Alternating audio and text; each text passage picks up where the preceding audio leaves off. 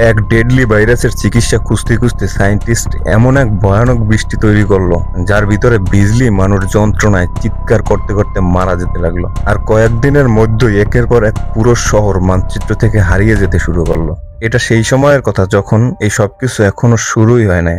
ডেনমার্কের এক ইউনিভার্সিটির সিমন নামের এক মেয়ে নিজের এক্সাম দিতে তাড়াহুড়ো করে ক্লাসের দিকে যাচ্ছিল। হঠাৎ তার বাবা ফেডরিক সেখানে এসে কোনো কিছু না বলেই সিমনকে ধরে নিজের গাড়িতে বসিয়ে নিলেন। গাড়িতে আগে থেকেই সিমনের ছোট ভাই রেশম আর তার মা বসেছিল। ফেডরিক খুব ভয় পেয়ে গিয়েছিল, কিছু না বুঝেই গাড়িটা খুব দ্রুত চালাতে লাগলো। সে তাদের নিয়ে যাচ্ছিল জঙ্গলের ভিতরের এক সিক্রেট বাংকারের দিক, যেটা তার কোম্পানি অ্যাপোলো বানিয়ে দিয়েছিল। আবহাওয়া দ্রুত খারাপ হতে শুরু করলো, মনে হচ্ছিল যে কোনো মুহূর্তে বৃষ্টি শুরু হয়ে যাবে। এর মধ্যেই ফেডরিকের অতিরিক্ত গতির কারণে সামনের কয়েকটা গাড়ি অ্যাক্সিডেন্ট হয়ে যায়, ফলে রাস্তা পুরোপুরি ব্লক হয়ে যায়। আর লোকজন ফেডরিকের সাথে ঝগড়া শুরু করে, কিন্তু সে কারো কথায় কান না দিয়ে তাড়াতাড়ি ফ্যামিলিকে গাড়ি থেকে নামিয়ে জঙ্গলের ভিতরে ঢুকতে লাগলো। ওখানে পৌঁছাতেই আকাশ থেকে বৃষ্টির প্রথম ফোঁটা পড়তে শুরু করলো। ফেডরিক তাড়াতাড়ি নিজের ফিঙ্গারপ্রিন্ট দিয়ে বাংকারের লক খুলে সবাইকে নিয়ে ভিতরে ঢুকে গেল। ভিতরে গিয়ে সিমন আর রেশম দুজনেই অবাক হয়ে গেল, তাদের বাবা তাদের এখানে কেন আনছে। বাংকারের ভিতরে সবকিছু ছিল, অনেক বছরের জন্য খাবার আর পানি, আর এমনকি নিজস্ব এয়ার প্রসেসিং সিস্টেম পর্যন্ত ছিল। সিমন বাবাকে প্রশ্ন করতে যাচ্ছিল, ঠিক তখনই ফেডরিক একটা প্রোটেক্টিভ স্যুট পরে বাইরে যাওয়ার প্রস্তুতি নিতে লাগলো। সে শুধু এইটুকুই বলল, যতক্ষণ না আমি ফিরে না আসি কেউ বাংকার থেকে বাইরে যাবে না। সিমন তাকে থামানোর চেষ্টা করে, সত্য জানতে চায়। তখন ফেডরিক তাদের জানায় বাইরে পড়তে থাকা বৃষ্টিতে এক ভয়ঙ্কর ভাইরাস ছড়িয়ে গেছে, যার গায়ে ওই বৃষ্টির পানি লাগে সে কয়েক সেকেন্ডের মধ্যে ওই যন্ত্রণায় ছটফট করতে করতে মারা যায়। ফেডরিকই একমাত্র মানুষ ছিল যে এই সমস্যার সমাধান করতে পারবে, তাই তাকে দ্রুত কোম্পানির হেডকোয়ার্টারে যেতে হবে। যাওয়ার সময় সে সিমনকে বলে রেশমের খেয়াল রাখ, কারণ ভবিষ্যতে ওই সবকিছু ঠিক করতে পারবে। সিমন এখনো কিছু বুঝতে পারতেছিল না, কিন্তু ফেডরিক বাংকার ছেড়ে চলে গেল। কিছুক্ষণ পর সিমন তার ফোনে ইন্টারনেট খুলে নিউজ দেখে, আর নিউজে দেখতেছিল তার চোখের সামনেই মানুষ মারা যেতে লাগলো। সব জায়গায় মৃত্যু আর এমন ভয়ঙ্কর দৃশ্য, মানুষ রাস্তায় পড়ে আছে, চিৎকার করছে আর বৃষ্টিতে ভিজে মারা যাচ্ছে। সিমন তার ভাইয়ের সাথে কথা বলতে শুরু করলো। ঠিক তখনই তাদের মা বলল, তোমরা এখন নিরাপদ, কিন্তু কোনোভাবেই বাহিরে যাবা না। তারা কথা বলতেছিল, হঠাৎ বাংকারের দরজায় কেউ জোরে জোরে নক করতে শুরু করলো। রেশম ভাবলো হয়তো তার বাবা ফিরে আসছে। তার মা তাদেরকে বাধা দিল, কিন্তু সে মনোযোগ দিল না, বাংকারের দরজা খুলে দিল। যখনই দরজা খুললো একটা লোক রেশমকে বাইরে টানার চেষ্টা করতে লাগলো, কিন্তু তখনই তার মা দ্রুত রেশমকে ভিতরে টেনে নিল এবং সেই লোকটাকে ধাক্কা দিতে দিতে বৃষ্টির ভিতরে চলে গেল। বৃষ্টিতে ভিজতেই সে নিজেও ইনফেক্টেড হয়ে ছটফট করতে শুরু করলো। তবুও তার সবচেয়ে বড় চিন্তা ছিল সিমন আর রেশমের জন্য। সে তাদের দুজনকে বলল একে অপরের খেয়াল রাখ। এরপর সিমন কাঁদতে কাঁদতে দরজা বন্ধ করে ভিতরে চলে গেল এবং তার বাবা ফেডরিককে কল করার চেষ্টা করলো, কিন্তু তার ফোন ফেডরিকের ফোনের সাথে কানেক্ট হচ্ছিল না, যার কারণে তাদের ভয় আরো বেড়ে গেল। ঠিক ওই মুহূর্তে তার মনে পড়লো ফেডরিকের কথা, যখন সে বলছিল সিমনকে সবকিছু রেশমের সামনে দেখাতে হবে। ওই স্মৃতির সাহায্যে সিমন নিজেকে ধরে রাখলো এবং বাংকারের সব সিস্টেম চেক করতে শুরু করলো। আর সে জানতে পারলো তাদের শহরে আরো এমন অনেক বাংকার আছে যা আগেই অ্যাপোলো কোম্পানি তৈরি করে রাখছিল। সিমন ওই বাংকার গুলোকে কন্ট্যাক্ট করার চেষ্টা করলো, কিন্তু কোনো লাভ হইল না।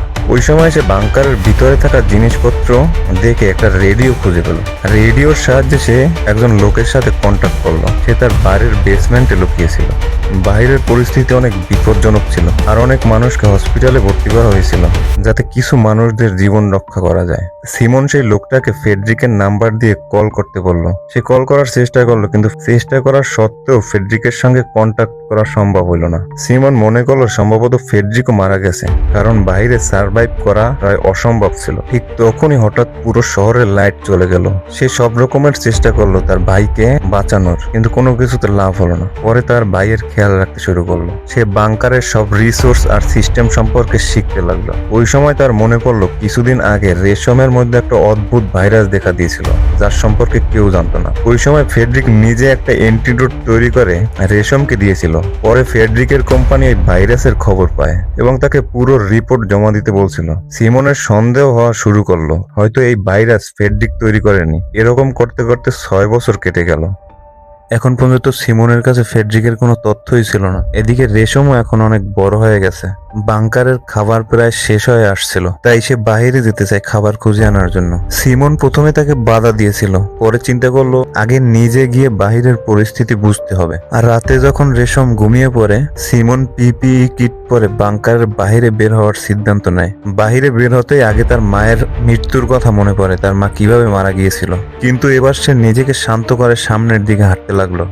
বাইরে এসে দেখতে পায় তার মায়ের বডি এখন হাড্ডি আর কঙ্কালে পরিণত হয়েছে। তার পাশেই দাঁড়াইছিল একটা হরিণের বাচ্চা। সেটা দেখে সিমন সামনের দিকে এগিয়ে গেল।